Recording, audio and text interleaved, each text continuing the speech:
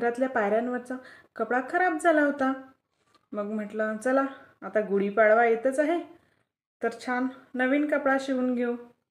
मग काढल्या पायऱ्या आणि घेतलं मेजरमेंट आणि म्हटलं चला शिवूनच घेऊ आपण पायऱ्यांसाठी छानसं नवीन कापड. मग काय घेतले 2 कापड. एक तर ब्लाऊज पीस घेतलं साधं आणि दुसरं पण घरातलं ब्लाऊज पीसच होतं, पण ते थोडं शायनिंगचं होतं. मग ते घेतलं आणि घेतलं मापानुसार कट करून आणि तिन्ही साईडनं त्याला शिलाई मारली. चौथ्या साईड उघडी ठेवली आणि नंतर ते पलटवून घेतलं कपडा आणि मग चौथ्या साईडनं सुद्धा मी शिलाई मारून घेतली.